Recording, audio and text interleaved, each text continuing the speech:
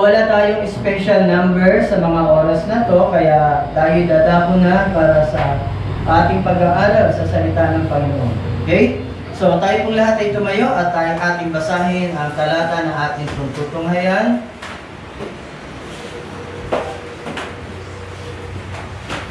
Matthew chapter 6 verses 5 to 13.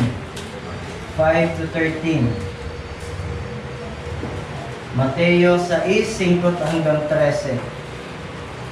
At pag kayo'y nagsisidalangin, huwag kayong gaya ng mga mapagpaimbabaw, sapagkat iniibig nila ang magsidalangin ng patayo sa mga sinagoga at sa mga likuang daan, upang sila'y makita ng mga tao. Katotohanan ang sinasabi ko sa inyo, tinanggap na nila ang sa kanila'y ganti. Datapwat, pag ikaw ay mananalangin, pumasok ka sa iyong silid, at kung mailapat mo na ang iyong pinto, manalangin ka sa iyong ama na nasa lihim, at ang iyong ama na nakakakita sa lihim ay gagantihan ka. At sa panalangin ninyo, huwag ninyong gamitin ang walang kabuluhang paulit-ulit na gaya ng ginagawa ng mga hentil, sapagkat iniisip nilang dahil sa kanilang maraming kasasalita ay didinggin sila. Huwag nga kayong magsigaya sa kanila, sapagkat talastas ang inyong ama ang mga bagay na inyong kinakailangan bago ninyo hingin sa Kanya. Magsidalangin nga kayo ng ganito: Ama namin na nasa langit ka, sambahin nawa ang pangalan mo. Dumating nawa ang kaharian mo, gawin nawa ang iyong kalooban kung paano sa langit, gayon din naman sa lupa. Ibigay mo sa amin ngayon ang aming kakanin sa araw-araw, at ipatawad mo sa amin ang aming mga utang, gaya naman namin na nagpapatawad sa mga may utang sa amin. At huwag mo kaming ihatid sa tukso, kundi iligtas mo kami sa masama, sapagkat iyo ang kaharian at ang kapangyarihan at ang kaluwalhatian magpakailanman siya nawa. Tayo po'y manalangin. Amang Diyos na makapangyarihan sa lahat, Ama namin na nasa langit, salamat Panginoon sa pagkakataong ito, sa mga salita na dumating at pagsasaluhan namin, na lubos naming maunawaan ang mga bagay na itinuro ng Panginoon Kristo patungkol sa panalangin. Lord, marami pong salamat sa panalangin. Ito po ang lingwahe na ginagamit mo at gagamitin namin sa pakikipag-usap sa iyo sa umaga ito. Pangunahan kami ng banal na Espiritu sa mga oras na ito, Lord, upang masigit pa namin maunawa at makuha ang mga prinsipyo sa panalangin na ibinigay po sa amin ng Panginoong Kristo. Pangunahan mo po ang bawat isa sa amin, mangusap ka sa bawat isa sa mga oras na ito. Lord, dinadalangin ko rin po ang ibang mga kapatiran namin na wala sa mga oras na ito, na maaaring may mga karamdaman, mabigat na pangailangan. Lord, pangasiwaan mo po sila tulad ng pangasiwaan mo ngayong umaga sa bawat isa sa amin sa iyong harapan. We pray all these things in Jesus' name. Amen. Okay, pwede na po mo po ang bawat isa. Tayo po sa mga oras na ito, no? Ano ang sinabi ni Jesus tungkol sa panalangin, no? Kumbaga, hindi na natin to kailangan isa-isahin, hindi na natin kailangan himay-himayin. Napakababaw, no? Napakababaw ng mga binasa natin ng mga salita sa Tagalog at napakadaling intindihin, ano? Sabi ang ganon, kung tayo magsisadalangin, huwag tayong gaya ng mga mapagpaimbabaw, sapagkat iniibig nila ang magsidalangin ng patayo sa mga sinagoga at sa mga likuang daan upang sila'y makita ng mga tao. Katotohanan ang sinasabi ko sa inyo, tinanggap na nila ang kanilang ganti, ang kanilang reward. Sabing ganon. So kung tayo mananalangin, ano ang unang sinabi ng Panginoon sa atin, no? Dapat tayo ay mananalangin sa totoong teolohiya, kumbaga, no? Yung tamang panalangin dapat ang ating gagawain. Yung tamang pamamaraan, no, na ating panalangin. Okay? Bakit kailangan manalangin? Kung matatandaan natin, nung si Lord Jesus Christ, okay, nung ang ating Panginoong Kristo ay nabautismohan at pagkatapos siyang bautismohan ni Juan Bautista, ano ang ginawa niya? Siya ay dinala sa ilang at 40 days and 40 nights, ano ang nangyari? Siya po ay nag-fasting, prayer and fasting. At sa pamamagitan ng panalangin, napagtagumpayan niya ang lahat ng panunukso, ang lahat ng panubok na ibinigay sa kanya ng diablo para lang siya bumagsak sa kamay ng diablo, ano? Ilang beses siyang sinubok? Ha? Ilang beses? Ilan? May nagtaas ng kamay. 3? 3 beses ba siya sinubok? Sa bawat pagsubok na ginawa sa kanya ng diablo, no?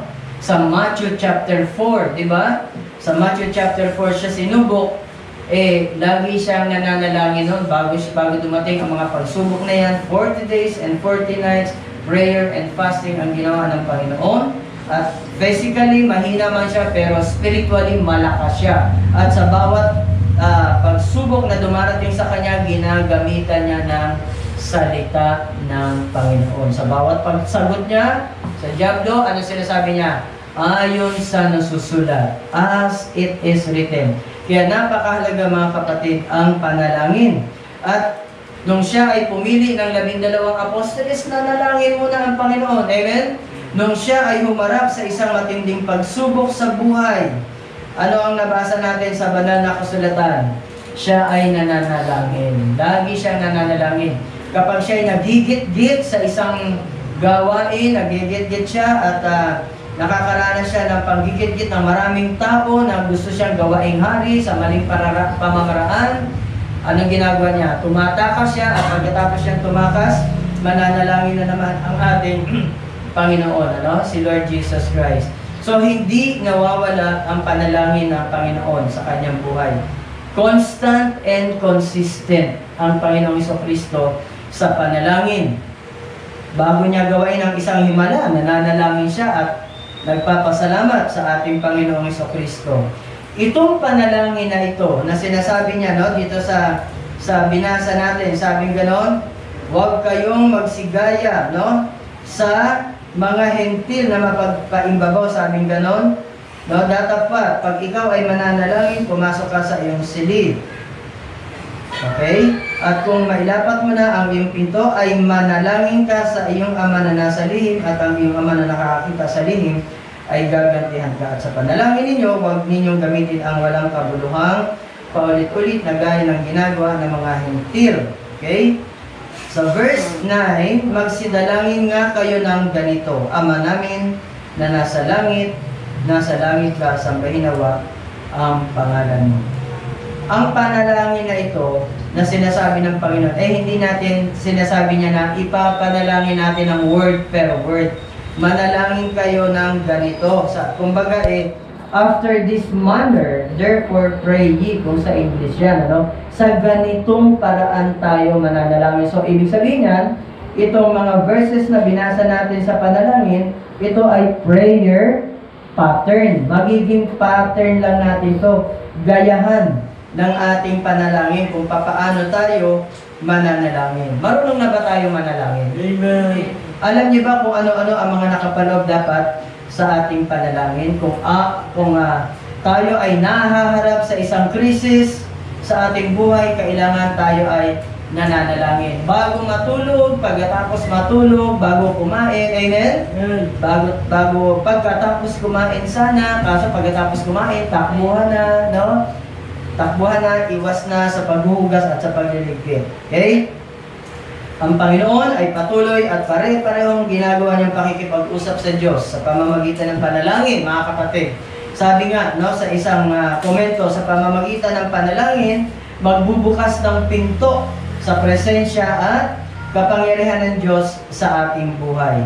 Sa panalangin, hindi tayo pinupersa ng Diyos na manalangin para sa Kanya. Amen? Hindi tayo pipilitin at hindi tayo pinipilit ng Diyos na manalangin. Pero merong tagubilin sa atin, no, mula sa Kanyang salita, na tayo ay manalangin na walang humpay. May tagubilin, pero walang pamimilit. Diba? Bakit? Pag hindi natin ginawa ang panalangin, tayo ang kawawa. Tayo ang talo. Pag hindi tayo tumawag sa Diyos, tayo ang talo. Amen? So, walang mawawala sa Panginoon kung hindi tayo manalangin. Pero malaki ang mawawala sa atin kung hindi tayo nananalangin. Sabi nga ni James, no? Hindi kayo tumatanggap kasi hindi kayo humihingi. Okay? Paano tayo hihingi sa Panginoon? Sa pamamagitan ng panalangin. Okay? Sinabi ni Jesus, dapat naayon tamang pamamaraan ayon sa totoong tunay na teolohiya ng panalangin, ang ating paglapit sa ating Panginoon. Mananalangin tayo ng tama at mabisa. Dapat nating unawain muna ang likas na kalikasan ng Diyos na tinatawag natin sa panalangin. Sino ba yung tinatawag natin? Siya ay omniscient. Okay? Omnipotent, ano yung isang omnipresence. Okay, ulitin natin omnipotent, omniscience, omnipresence. Ano yung omnipotent? Makapangyarihan sa lahat, malakas, mighty God. Okay? Omnipresence, nasa lahat ng dako. Omniscience, ano yun? Alam niya ang lahat. Yung iniisip mo ngayon, alam niya ng Panginoon. Amen? Nakatitig kayo sa akin, hindi ko alam kung nakafocus kayo sa akin o iniisip niya yung sinasabi ko, pero alam ng Diyos kung ano ang iniisip niyo ngayong umaga. Dahil sa kanyang katangian, kalikasang omniscience. Amen? Omniscience, alam niya ang lahat. At pag tayo ay nananalangin, dapat sa lahat ng persona ng Trinity. Sabi nga sa Tagalog, Santo Trinidad, no? Yung tawag nila dun sa Trinity. Ano ba yung Trinity? God the Father, God the Son, and God the Holy Spirit, o yung Holy Spirit, no? Yan yung Trinity. Dapat, kung tayo nananalangin sa kumpletong presensya ng o persona ng Panginoon, ating Diyos, no? Sa pangalan ng Panginoon Kristo, sa ating Diyos Ama, at sa paggagabay ng banal na Espiritu. Tayo nga, ang ating relasyon, sabi natin, bilang mga mananampalataya, tayo ay mga anak. Amen?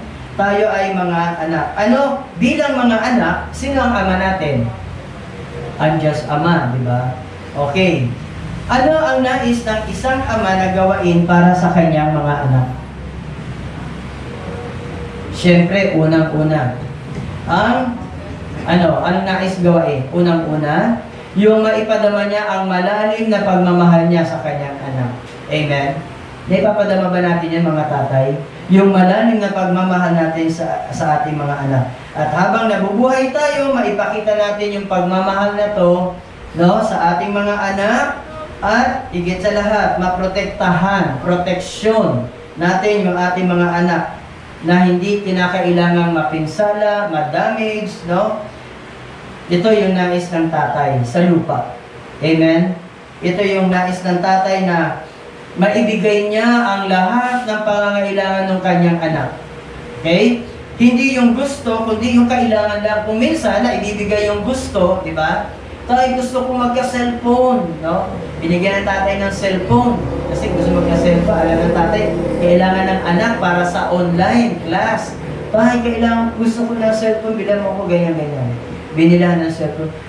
Oy, ito lang, sana yung cellphone na yung uso ngayon, yung Oppo. Oppo, ano ba ngayon? Oppo? Reno 5. Ha? Oppo Reno 95? 5. Oppo Reno 5. Reno 5? Wow! Sana papa yung Oppo Reno 5. O kaya yung isang klase, yung Vivo. Vivo ano yun? Hindi ko na. Vivo 11 ba yun? Hindi ko na. 12, 20, 30, no? May mga series of number yung yung mga version. No? Gusto yun. Pero ibibigay kayo ng mapagmahal na tatay yun. No? Kahit alam niya na wala pang kakayahang gumamit yung kanyang anak. Okay? So, syempre hindi. Yung kailangan lang. At yung kakayahan lang na gamitin. No? Ganon din yung ating Diyos Ama sa langit.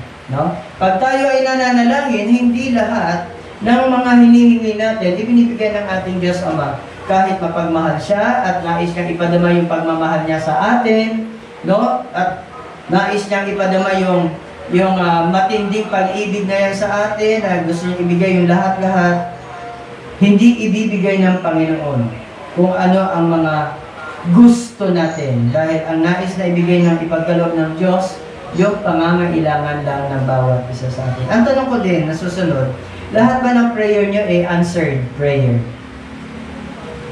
Lahat ba ng hinihingi natin sa panalangin ay answered prayer? So bago nyo sagutin yan, lahat ba ng hinihingi ng anak nyo, binibigay mo? Siyempre, hindi, di ba? Lalo na kahit gusto mong ibigay, hindi mo maibigay kasi wala. Kulang, kapos. Amen?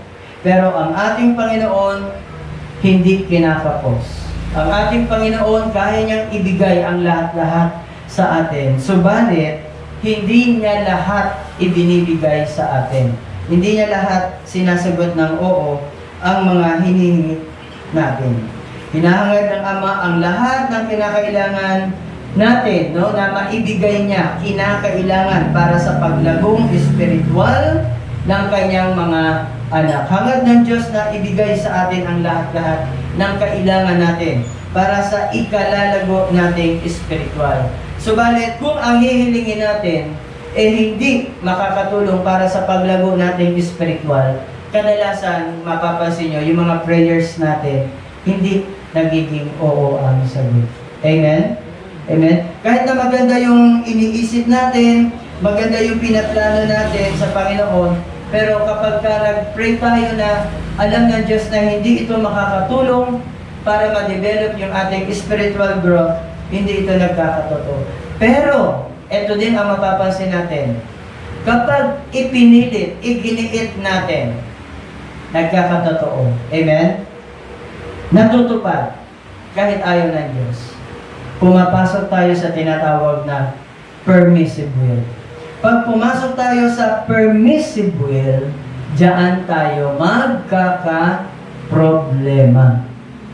Yan. Natupad nga yung hiniling natin, answered prayer na yes, pero may problema. May consequences na tinatawag. Dahil tayo ay kanyang mga anak at pinapangalagaan tayo. Ibig niyang yung mga ibabahagi niya sa atin ay makikita doon yung mga kahangahangang katangian niya. No? Kapag siya ay sumagot sa ating mga panalangin, nais ng Panginoon na yung makikita doon yung kanyang kaluwalhatian doon sa mga sagot sa panalangin natin. Lalo tigit, sabi ko nga kanina, makakatulong para sa paglago natin. Sa pamamagitan ng pananampalataya at panalangin natin, mga kapatid, yung kapangyarihang likas na ating Panginoon, no, ay maibabahagi niya sa atin. Okay? Ang ating Panginoon, una sa lahat, ay hindi nangangako na napapako. Laging natutupad yung kanyang mga pangako. Now, bagamat, sabi ko nga kanina, bilang mapagmahal na Ama, hindi niya ginagawa lahat na sumagot ng oo. Okay? May dahilan. Okay? Meron isang illustration. Okay? Ang araw ay sumisikat sa lahat. Amen? At ang ulan ay pumapatak sa lahat. Tama? Okay. Pag sumikat ang araw, ang hanging araw, sumikat ang matindi, kagaya ngayon summer, maraming tao ang natutuwa pag summer, pag maganda ang araw. Diba? Bakit? Beach, swimming pool, outing, diba? Hiking. Ang daming natutuwa. Pero meron ding hindi natutuwa. Sino hindi natutuwa? Pag matindi ang araw, masikat masyado ang araw. Sino hindi mga masyadong natutuwa? Yung mga magsasaka. Bakit? Nakakaranas sila ng tag-tuyo. Subalit, sa kabila ng pagsikat ng araw na palitan ng pag-ulan, sino naman ang matutuwa? Yung mga magsasaka. Kasi, matitiligan ang mga halaman, mababasa ang mga lupa, madaling bungkalin. Sino naman ang malulungkot? Yung mga mahilig mag-outing, mahilig mag-swimming, di ba? So, ano ang ibig kong sabihin dito, mga kapatid? May mga bagay-bagay na dumarating sa atin, hindi natin gusto. Hindi natin kasi kailangan. Amen? Hindi natin kailangan, hindi natin gusto. Pero kaya dumating yan sa atin, hindi dahil para sa atin. May ibang taong may gusto at may pangangailangan. So, dapat i-appreciate din natin. So, kagaya ng illustration natin kanina, no, kung tayo ay nagpipray ng tag-init at tag-ulan ang dumating, praise the Lord tayo. Huwag tayo magmaktol. Kasi may pangangailangan doon sa ulan na yon. Kahit summer. Nakuha niyo po, ibig ko sabihin, So sa mga panalangin natin, hindi lahat ng panalangin natin tumutugma ang sagot ng Diyos sa gusto nating sagot. May dahilan sapagkat may iba rin nangangailangan. Hindi lang tayo ang anak ng Diyos. Hindi lang tayo ang may pangangailangan. Amen? Okay, so establish tayo dyan sa mga bagay na yan. Bakit minsan? Hindi ang sagot ng Diyos sa atin sapagkat, anong dahilan? Maaaring hindi para sa atin yung hinihingi natin. Maaaring hindi tayo karapat-dapat doon sa hinihingi natin. Maaaring maling timing ang paghingi natin sa panalangin. Amen? Minsan maling timing, minsan mali ang nahihingi natin para sa ating mga sarili. Ano ang ibig sabihin na manalangin tayo sa Ama? Okay? Ano ang ibig sabihin na manalangin tayo sa Ama? Okay. Ipinapahiwatig dito na, una, tayo ay may relasyon. Yan ang gusto ipahiwatig ng Panginoon Kristo sa atin. Tayo ay may relasyon. Tayo ay anak at tayo ay may Ama. Nasaan yung Ama natin? Sa langit. So, pag tayo ay mananalangin tayong Ama namin na nasa langit. Ama namin sa langit. Proper address, tamang address. Kumbaga, kung maghuhulog ka ng sulat sa koreo, sa post office, dapat meron kang tamang address. So, yung panalangin natin, dapat may tamang patutunguhan. Saan patungo ang panalangin natin? Sa Ama na nasa langit. Okay. Isang araw, may sinabi sa akin si John Carl, pa, sabing ganun, pa, tatlo pala yung langit. Totoo ba yun? Tatlo yung langit? Sabing ganun, itong langit na to, sabing ganun, no? Yan yung first heaven, sabi ko. Very good. Natututo ka na, ano? Sabi ko ganun. So, ano yung first heaven? Ito yung ating atmosphere. Kung saan, pag tingala mo, makita mo, lumilipad ang mga ibon, no? Ayan. Pag sa araw nakikita natin, no? Yung mga eroplano, yung mga saranggola, yan, yung alapaap na yan, first heaven. Merong second heaven. Ano yung second heaven? Yung sa outer space na yan. Okay? Yung mga kino-conquer ng mga astronauts, ng mga cosmonauts na tinatawag, no? Yung pinupuntahan nila yung mga iba't ibang planeta, iba't ibang lugar, no? Tinutuklas nila yung ibang mga lugar sa universe. Second heaven yan. Wala pa dyan si Lord. Ang third heaven, ito yung lugar mismo ng ating Panginoong Diyos. Yung ating Ama na nasa langit. Napakalayo niyan. Hindi natin maaabot niyan. Pero sabi sa isang awit, God is only a prayer away. Okay? Yung kinalalagyan ng Diyos, hindi kayang abutin yan nung sasakyan ng mga astronaut at cosmonaut. Pero yung panalangin ng isang tunay na Kristiyano, sa isang kisap mata, kayang abutin ang kinaroroonan ng Ama sa langit. Amen? Yan ang kapangyarihan ng Diyos na ibinahagi sa atin sa panalangin. By prayer and by faith, mababahagi sa atin ang kapangyarihan ng Diyos para tayo makarating doon sa Kanyang kinaroroonan. Okay? So yan ang panalangin, pagkakaalam ng panalangin sa totoong teolohiya patungkol sa panalangin na ang Diyos, theologically speaking, yan, nag-English na naman si Pastor, no? Ang Diyos, only a prayer away. Isang panalangin lang yan ng tunay na Kristiyano. Abot mo agad ang Diyos sa kinaroroonan. At dinig na dinig niya ang panalangin mo. Panalangin may pananampalataya. Sabi nga sa 2 Corinthians 12:2 patungkol sa third heaven, binanggit yan. 2 Corinthians chapter 2, verse 1 and 2. Ito yung sinasabi. Kinakailangan ako'y magmapuri bagaman ito'y hindi nararapat, sabi ni Apostol Pablo. Ngunit aking sasaysayin ang mga pangitain ko at mga pahayag ng Panginoon. Nakikilala ko ang isang lalaki kay Kristo na mayroon ng 14 na taon.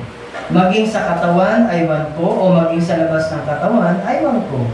Diyos ang nakakaalam, na inagaw hanggang sa ikatlong langit.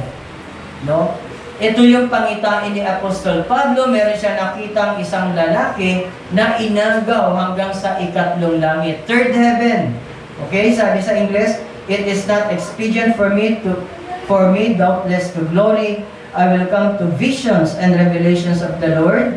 I knew a man in Christ about 14 years ago, whether in the body I cannot tell, or whether out of the body I cannot tell. God knoweth, such an one caught up to the third heaven. Third heaven. Yung kung saan nandoon yung ating Ama.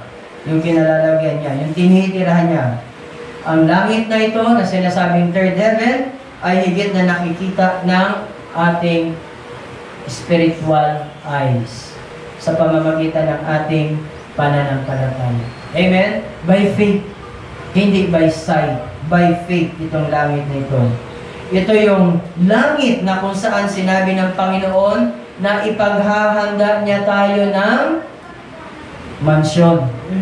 Dito nakalagay ang mansyon. Ito yung langit na ito. Sabi ng Panginoon, di ba? Sa John chapter 14, in my Father's house are many mansions. Hindi palace, mansion. Kasi yung palasyo, pangit yun. No? Mansion, maganda. Matahimik manirahan sa mansion. Palasyo, magulo eh. Maraming sundalo, no? In my Father's house are many mansions. Okay? Doon tayo ipinaghahanda ng ating Panginoon. Tayo dapat na manalangin sa ating Ama na nasa langit. Tayo dapat na manalangin sa ating Ama, Amang Banal. Bakit Amang Banal? Dahil ang ating Ama ay banal, holy, nangangahulugan na siya ay perfecto. Walang kasalanan. Amen? Nagdududa ba tayo dyan? Walang kasalanan. Perfecto ang kanyang pangalan. Perfect. Walang labis. Walang kulang. Amen? Mapagkakatiwalaan natin sa lahat ng mga alalahanin na mayroon tayo dito sa ibabaw ng mundo. Ano man yung alalahanin mo, ipagkatiwala mo yan sa Panginoon. Ibigay mo yan sa Panginoon. Cast all your cares. Ibato natin sa lahat ng mga pangailangan na yan sa paanan ng ating Panginoon. Mapagkakatiwalaan natin siya, yung kanyang katotohanan, yung itong banal na kasulatan. Mapagkakatiwalaan natin ang kanyang mga salita, ang kanyang mga pangako sa loob ng banal na kasulatan na ating hawak ngayon. Amen? Sapagkat siya'y banal at hindi siya pwedeng magsinungaling. Hindi niya tayo pwedeng ilihis mula sa daan ng katuwiran. Kung ano'y nakatala dito sa banal na kasulatan, hindi tayo malilinlang sapagkat hindi manlilinlang ang ating Amang Banal. Amen? Maaari tayong magtiwala sa ating Ama, bagamat yung kanyang mga pamamaraan, sabi nga niya, di ba? My ways are not your ways. Yung pamamaraan ng ating Ama, hindi nating pamamaraan. Yung ating mga hinahangad sa buhay, mas higit na mabuti ang hinahangad niya para sa ating mga buhay. Amen? Sang-ayon kayo doon? Yung ating mga pangangailangan. Okay? So, yung biyaya ng Panginoon sa ating buhay. Yung kanyang paraan, hindi natin maaaring magawa. Subalit, ang isang magagawa natin, magkatiwala. Magtiwala tayo sa lahat ng kanyang mga pamamaraan. Ang kanyang oras, ang kanyang panahon ay hindi natin panahon. Pag tayo'y nanalangin, hindi agad-agad natin tatanggapin ang sagot sa panalangin natin. Hindi pwedeng, Lord, now na. Lord, kailangan ko po, Lord, may pangangailangan po kami sa ministry. Kailangan po namin ang ganito, Lord eh. Lord, kailangan po namin, sabi gano'n ni Brother Chris, kailangan po namin yung screen projector eh. Amen? Oh, di ba? Bibigay ba yan ng Panginoon sa atin? Pag nag-pray tayo, pinag-pray na nga natin yan, di ba? Pero wala pa din. Bakit? In God's timing. Amen? In God's timing. Sabi ng Panginoon, hindi niyo pa siguro yung kailangan ngayon. No? Hindi pa natin kailangan. Bakit? Bakit hindi pa natin kailangan? Yung ano tawag ko na sinabi ko kanina? Yung screen projector. Ba't di pa natin kailangan yon? Kasi, wala pang projector. Yung inuna mo na yung screen projector, wala pa yung projector. Amen? O, di ba? Kailangan mo na, andyan mo na yung projector. Ano ba tawag sa projector na yun? LCD? Ay, ano ba? Tama ba yun? LCD na yung mga uso ngayon. Well, kailangan ba natin yan? Hindi makasagot, no? Kasi gusto nyo meron, no? Gusto. Amen? Pero kapag naging kailangan na natin yan, ibibigay yan ng Panginoon. Amen? Maging tapat lang tayo, maging faithful lang tayo sa Panginoon. Sabi ko nga, hindi tayo, pwede natin yan ipang solicit, pwede natin yan ipanghingi sa Mother Church. Pero sabi ko, mas masarap na yung mga gamit na ginagamit natin dito ay nagmumula sa pamamagitan ng biyaya ng Diyos sa buhay natin. Amen? Mas masarap na tayo mismo na mga nandito, Iglesia ng Diyos sa Bethany Baptist Church Mission, ang gamitin niya para ma-provide yung kung ano man, maliit man o malaking bagay na pangangailangan natin dito sa gawain sa Iglesia. Amen? Amen. Bakit nakasimangot yung iba? Okay? So, hindi natin pwedeng pagdudahan ang ating Ama na maipagkaloob kung ano man yung ating pangangailangan. Okay? Kagaya ng pinag-usapan natin, kanina nabanggit natin, di ba, na ano yung binanggit ko kanina, Ate Del? But my grace, no, is sufficient unto thee. Okay? Kagaya ngayong umaga, alam nyo na nag-prayer request ako, may karamdaman pa ako, no? Running nose pa din ang pastor nyo at medyo hindi pa maganda, pero sa biyaya ng Panginoon, nandito tayo magkakasama at ipanalangin lang natin na hindi mahawa ang bawat isa sa inyo sa virus na dala-dala ko. Hindi naman COVID virus, okay? Hindi pa naman to COVID virus. Ayon sa salita ng Panginoon, okay? Ito lang tandaan natin, sa pangalawang punto natin. Ano ang sabi ng Panginoon sa panalangin? Dapat na itaguyod natin ang layunin at plano ng Diyos. Kung ano yung plan and purpose ng Diyos sa buhay natin, dapat lagi natin yan na itinataguyod, no?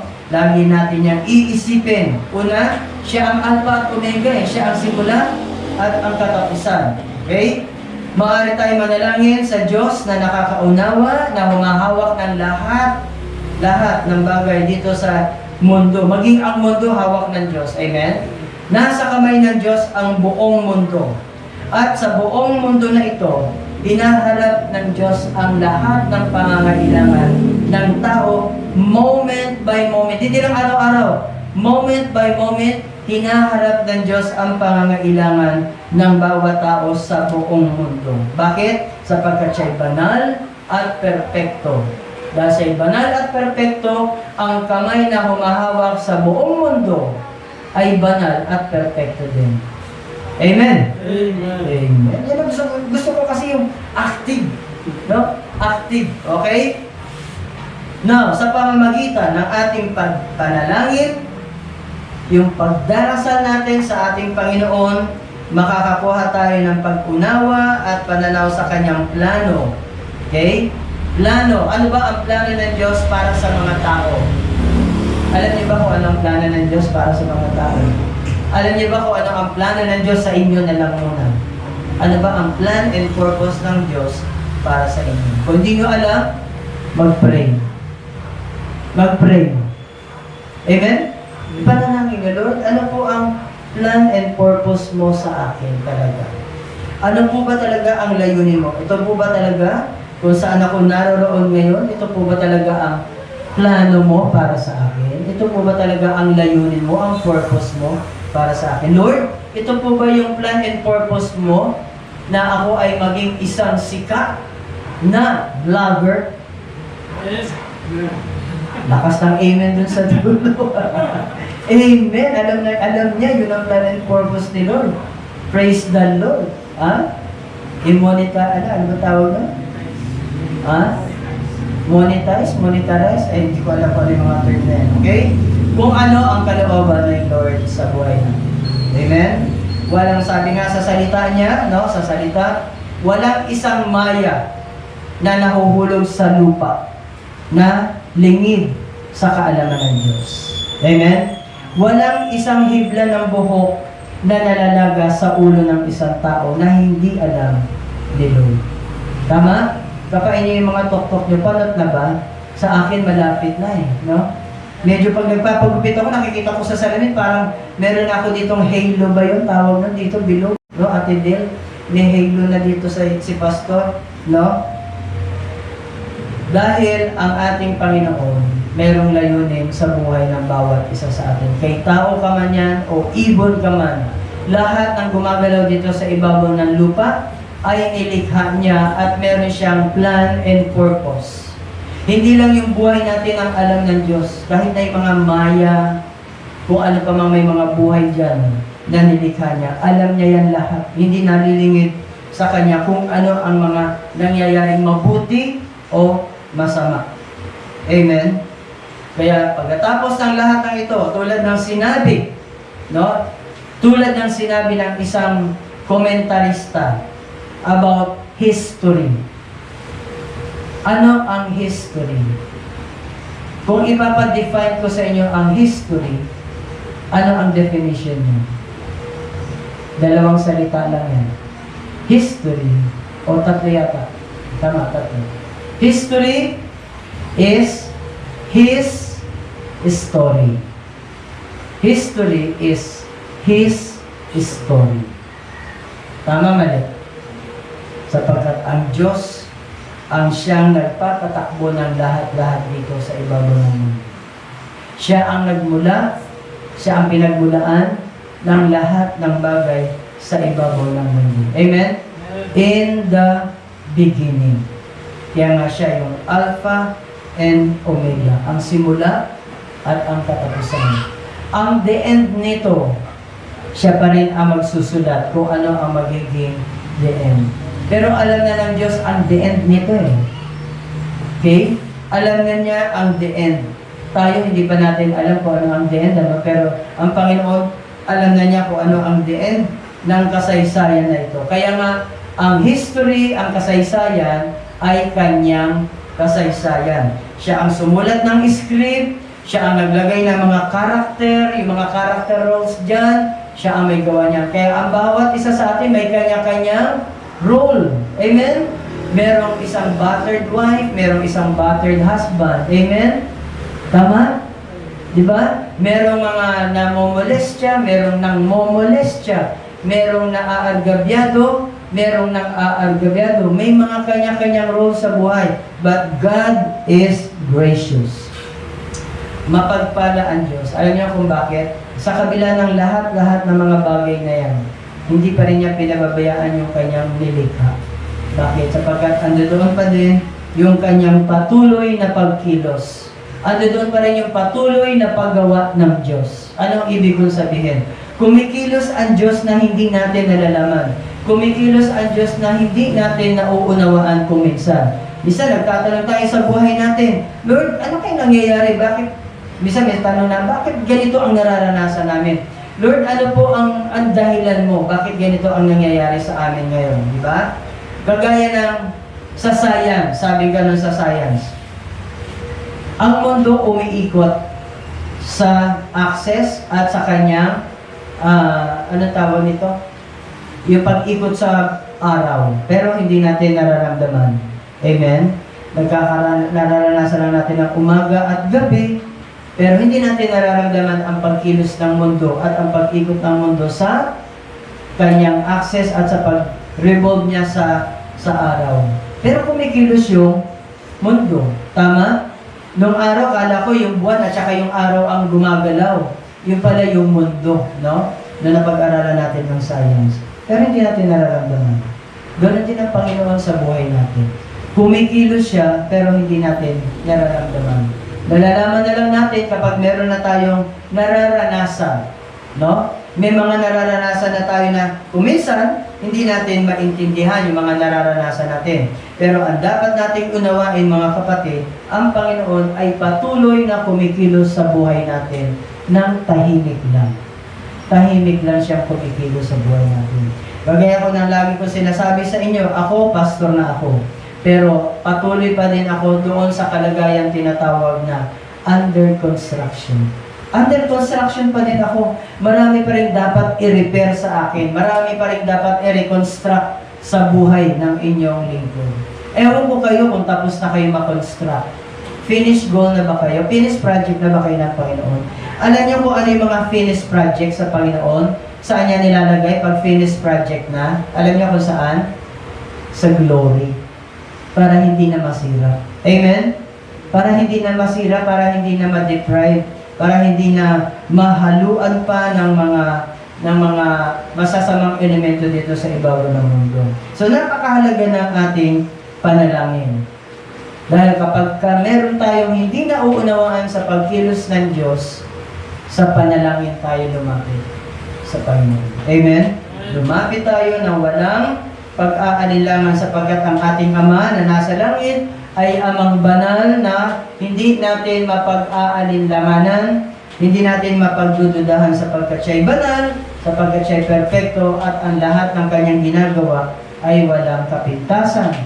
Wala tayong maiaangal. Marahan siyang gumagawa sa atin at kuminsan magugulat na lang tayo kung bakit natin naranasan ang mga bagay na ito. Kuminsan meron tayong nararanasan krisis sa buhay.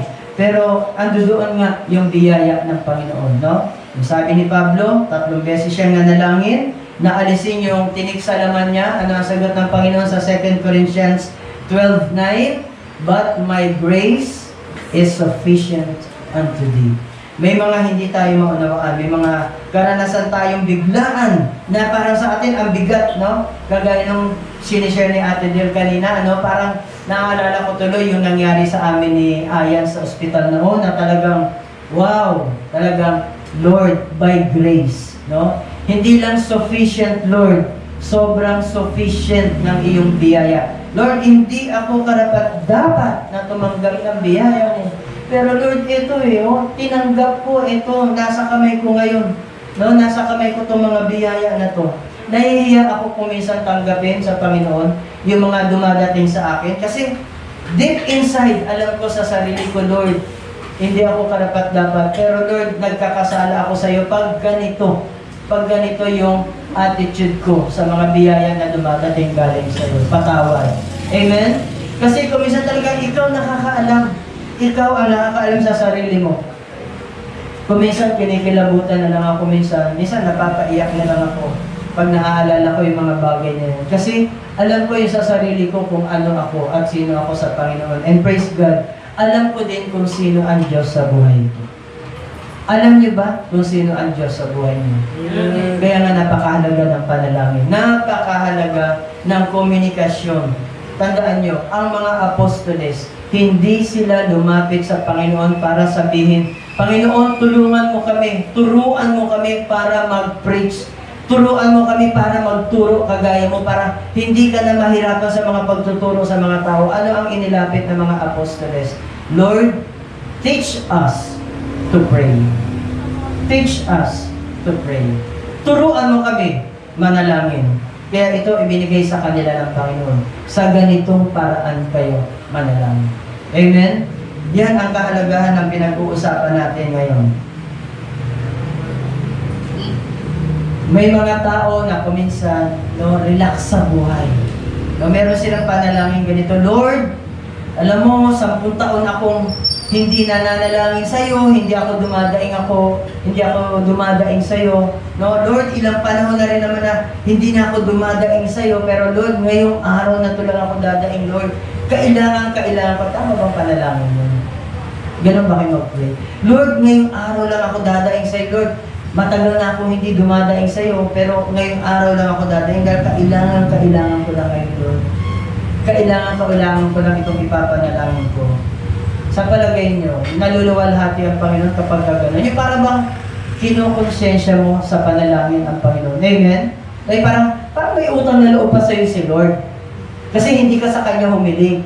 Kasalanan ba niya yun? Ang sabi sa'yo ng Panginoon, pray without ceasing. Diba? Parang, anong klaseng Kristiyano ka kapag gano'n ka mag-pray? Amen? Yung parang nagre-reklamo ka. So, sabi nga ng Panginoon, maraming tao ang nananampalataya sa akin sa nguso, hindi sa puso. Tayo ba gano'n? Huwag namang mangyari. Dapat manatili lagi sa atin na tayo ay patuloy na nananampalataya bukal sa ating kalooban mula sa puso. Diba yung title natin sa hapon kayo, Kuya Chris? Mula sa puso. No? Paano mo i-direct yung puso mo? Paano mo sa turuan? Dahil the heart is the issue of life. No? Issue ng buhay. Okay? Muli, dapat natin isipin na ang mga salita ng ating tagapagligtas tungkol sa mga bagay na ito ay makapangyarihan. Okay? Makapangyarihan po mga kapatid. Ang ating Panginoong Diyos ay walang hanggan. Subalit, kinokontrol niya at may mga pagkakataon talaga na tinipigil ng Diyos ang mga hinahangad natin na hindi naman nararapat para sa atin. May mga pagkakataon na tinatawag na delaying tactics, parang delaying tactics ang Panginoon dahil sinusubok niya yung pananampalataya natin sa ating panalangin. No? Pray tayo ng pray, no? Lagi natin pinag-pray. Ano sabi ng Panginoon? Huwag kayong manalangin kagaya ng mga hentil na gumagamit ng mga walang kabuluhang paulit-ulit na salita.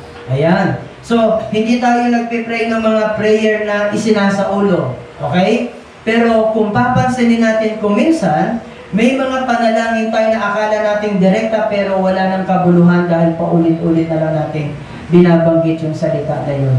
Ha? Nagiging walang kabuluhan. Kasi paulit-ulit mo na lang sinasabi yun. Wala bang nangyayari doon sa panalangin mo ng una na yun?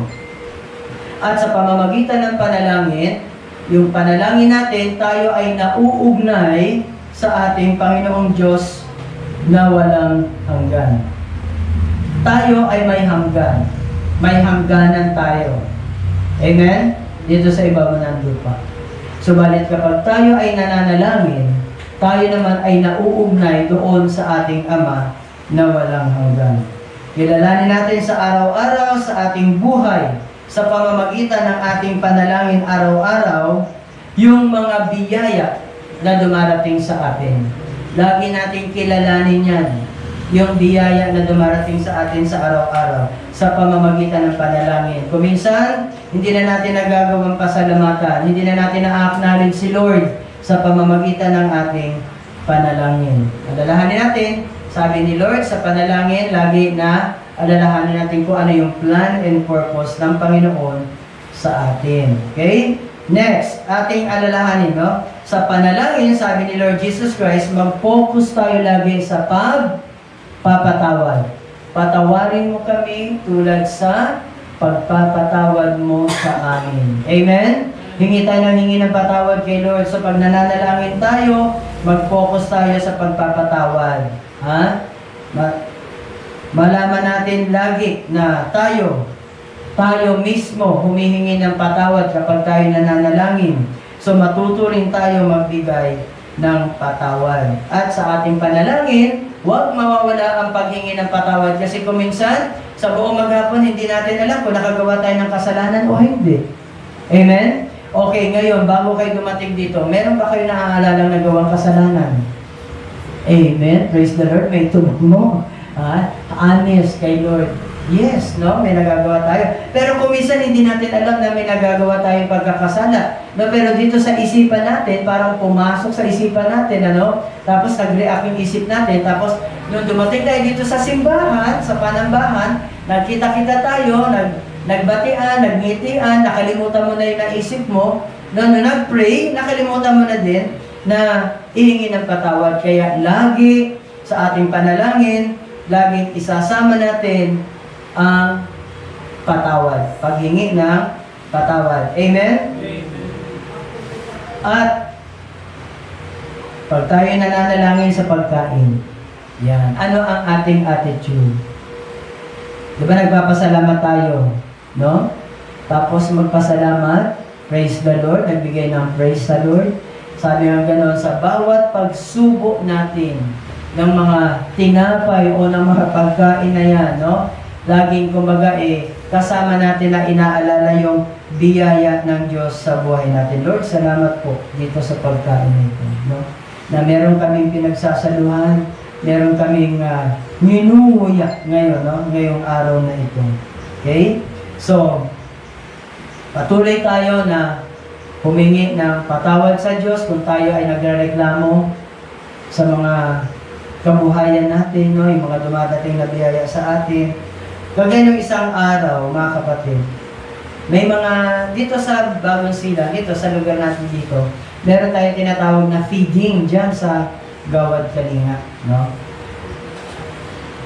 Alam nyo, nakakalungkot kasi yung feeding nila, although ang concern nila ay palusugan ng mga bata, so hindi sila gumagamit ng MSG, no? Kumbaga, puro mga natural yung ginagamit nila. Pero ako na minsan, natikman ko yung pagkain, talaga namang hindi ma-appreciate ng bata kasi matabang, no?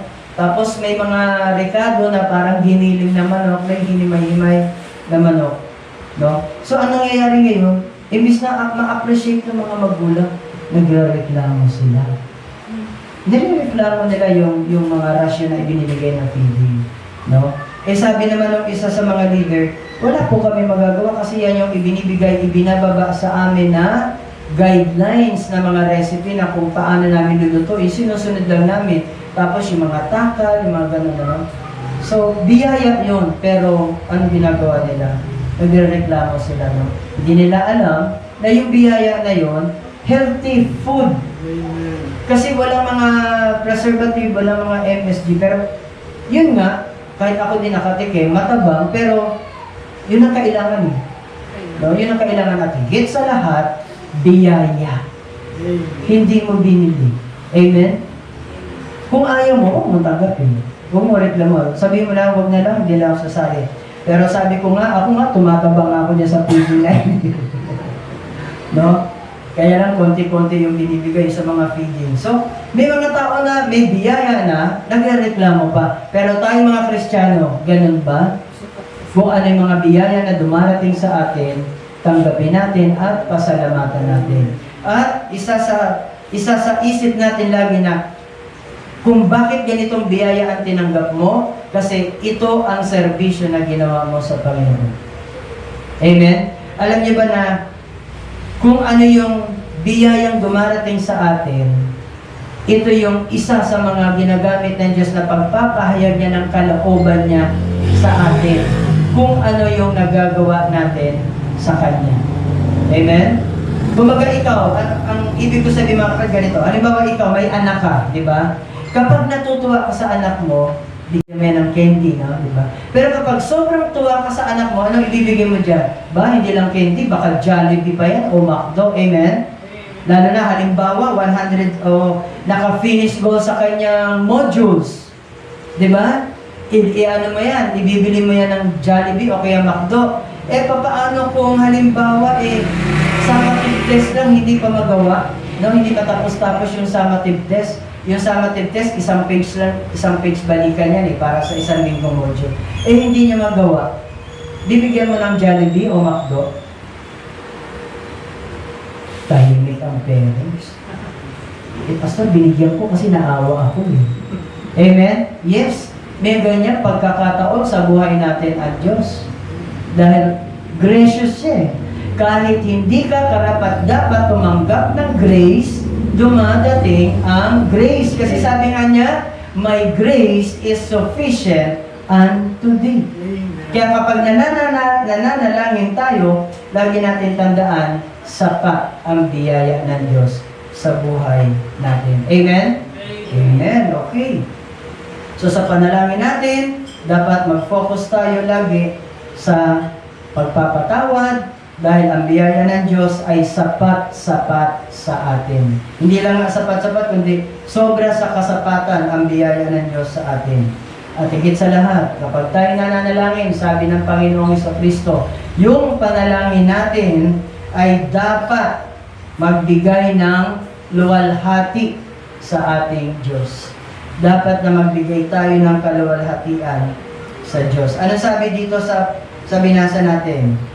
Sabi ganon, Verse 9, magsidalangin kayo ng ganito, Ama namin na nasa langit ka, sambahin nawa ang pangalan mo, dumating nawa ang kaharian mo, gawin nawa ang iyong kalooban, kung paano sa langit, gayon din naman sa lupa.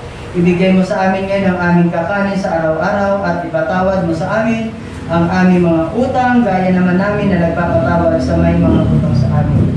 Huwag mo kaming ihatid sa tukso, kundi iligtas mo kami sa masama, sapagkat iyo ang kaharian at ang kapangyarihan at ang kaluwalhatian magpakailanman siya naman. Ano sabi sa huli sa panalangin? Sapagkat iyo ang kaharian at ang kapangyarihan at ang kaluwalhatian. For thine is the kingdom and the power and the glory forever. Amen. Amen? So yung kaluwalhatian, ibigay natin sa Panginoon. Ibalik natin lagi yung glory sa Panginoon. Amen? Sabi ng ganon sa Psalm 103, buksan natin para sa pagsasara natin sa ating aralin. Psalm 103, verses 1 to 14. 103. Sabi ng ganon. Okay? Purihin mo ang Panginoon o kaluluwa ko, at lahat na nasa loob ko ay magsipuri sa kanyang banal na pangalan. Purihin mo ang Panginoon o kaluluwa ko, at huwag mong kalimutan ang lahat niyang mabubuting gawa. Na siyang nagpapatawad ng iyong lahat ng mga kasamaan, na siyang nagpapagaling ng iyong lahat ng mga sakit, na siyang tumutubos ng iyong buhay sa pagkapahamak, na siyang nagpuputong sa iyo ng kagandahang loob at malumanay na mga kaawaan, na siyang bumubusog sa iyong bibig ng mabuting bagay, na anupat ang iyong kabataan ay nababagong parang agila. Ang Panginoon ay nagsisagawa ng mga matuwid na gawa at ng mga kahatulan na ukol sa lahat na naaapi. Kanyang ipinabatid ang kanyang mga daan kay Moses, ang kanyang mga gawa sa mga anak ni Israel. Ang Panginoon ay puspos ng kahabagan at mapagbiyaya, banayad sa pagkagalit at sagana sa kagandahang loob. Hindi siya makikipagkaalit na palagi, ni kanya mang tataglayin ang kanyang galit magpakailanman. Siya ay hindi gumawa sa atin ng ayon sa ating mga kasalanan, ni gumantiman sa atin ng ayon sa ating mga kasamaan, sapagkat kung paanong ang mga langit ay mataas kaysa lupa, gayon kalaki ang kanyang kagandahang loob sa kanila na natatakot sa kanya. Kung gaano ang layo ng silangan sa kanluran, gayon inilayo niya ang mga pagsalangsang natin sa atin. Kung paano ang Ama ay naawa sa kanyang mga anak, gayon naawa ang Panginoon sa kanilang natatakot sa Kanya. Sapagkat nalalaman niya ang ating anyo, kanyang inialaala na tayo ay alabo. Alam ng Diyos kung ano ang ating kalagayan. Alam ng Diyos kung ano yung ating frame, kung gaano tayo karupok. Gaano tayo karupok? Kasing rupok tayo ng alabok. Kasi galing tayo sa alabok. Ang tao ay nilikha ng Diyos mula sa alabok. Hinulma at hiningahan at binigyan ng hininga ng buhay, at ito ay naging isang buhay na kaluluwa. Yan tayo alabok. Nagmula sa alabok, uuwi sa alabok. Yan.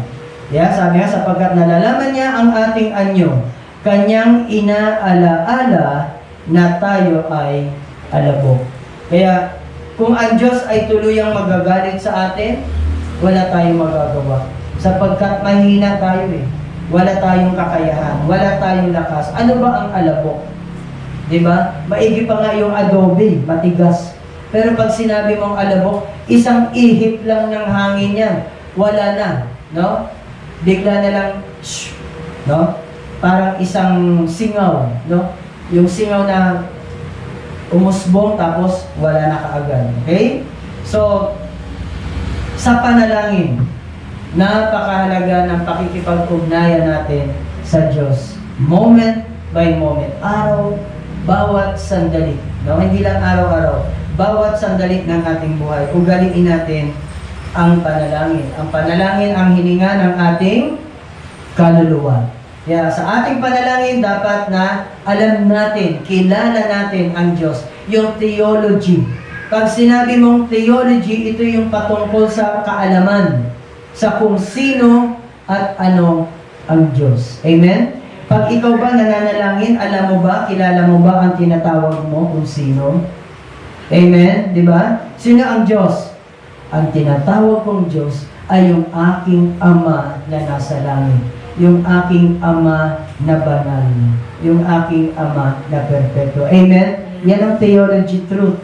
Okay? Sa panalangin. Yan ang gustong ituro, ipabatid sa atin ng Panginoon. Kaya nga sabi niya gano'n, sa ganitong paraan kayo manalangin, Ama namin, sumasalangit ka.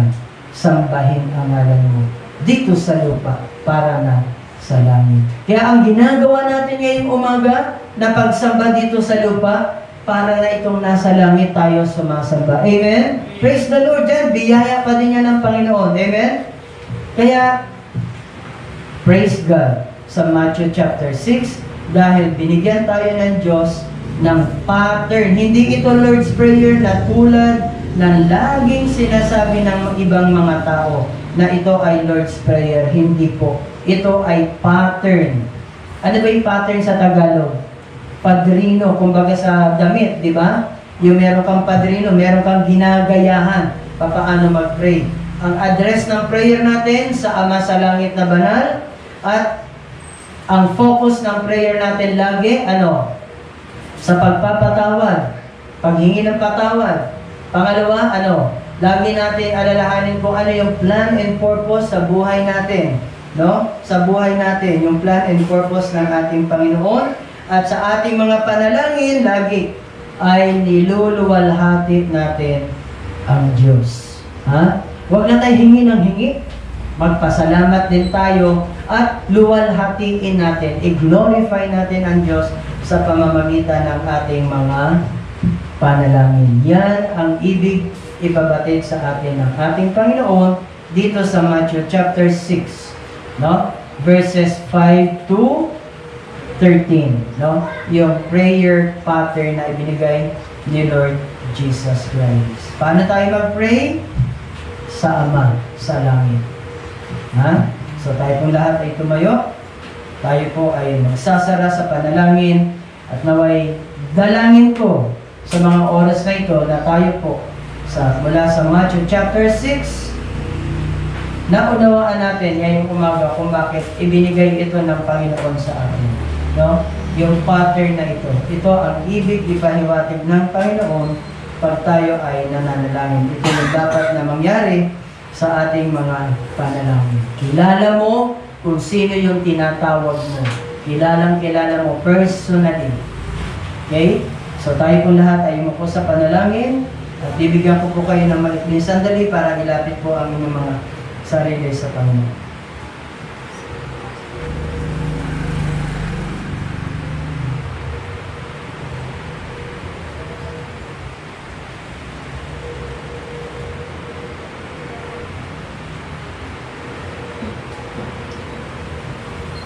Tayo po ay manalangin. Amang Diyos na makapangyarihan sa lahat, marami pong salamat, Panginoon, sa pagpapaalala mo sa amin mula sa iyong salita sa Matthew chapter 6, verses 5 to 13, patungkol po sa panalangin. Maraming salamat sa pagbibigay pattern prayer ng Panginoon sa Kristo. Tunay, Panginoon, na napakahalaga ng panalangin at tamang pananalangin. Salamat po sa paggagabay lagi ng banal na Espiritu sa aming po mga panalangin. May mga bagay, may mga salita na hindi po namin mabigkas. Subalit nasa kailaliman po ng aming mga isipan ang mga bagay na ito na hindi namin mailabas sa aming mga bibig. Salamat po sapagkat ang banal na Espiritu ang siyang sumasaliksik sa aming puso at isipan at nagdadala ng mga panalangin na ito sa iyo na hindi po namin mabigkas, Panginoon. Sa oras na ito, kami po ay nagpapasalamat muli, Ama, sa pagbibigyan mo sa amin ng pagkakataon na matutunan ang isang katotohanan patungkol sa panalangin. Salamat po sa mga salita mo at sa kapangyarihan mo, Panginoon, na maunawaan namin ngayong umaga. Lord, sa aming pong pag-iwalay at pagpapatuloy sa gawain, sa iba pang mga gawain na hindi pa namin nagagawa, kami po ay patuloy na gabayan ng Banal na Espiritu. Sa pag-iwalay namin sa lugar na ito, Lord, dalahin po kami muli na maayos sa aming mga tahanan at ligtas sa anumang uri ng kapahamakan. Sa iba pang mga gawain na hindi pa namin nagagawa para sa iyo, Lord, pangunahan po kami ng iyong Espiritu, Banal na Espiritu, Lord, upang lubos namin magawa ang mga bagay nito. Lord, dalangin namin para kay Ate Del mamayang hapon sa kanya pong MRI. Pangunahan mo po ang mga personnel na kasama dito, Lord, ang mga doktor, ang mga equipment na gagamitin, at ang kahandaan ng kaisipan at katawan ni Ate Del sa mga procedures, Lord. At umaasa po kami, Panginoon, sa iyong biyaya pa din para sa bawat isa sa amin. We pray all these things in Jesus' name. Amen. God bless po mga kapatiran sa aking mga naka-online, Ate Irma, Brother Chris at Ate Rona. God bless po sa inyo dyan at patuloy tayo magdalanginan sa bawat isa at sa ating mga kapatiran dito sa loob ng iglesyang bahay iglesia. Ayan, kaway-kaway po tayo kay Ate Del. Ayan, Ate Del.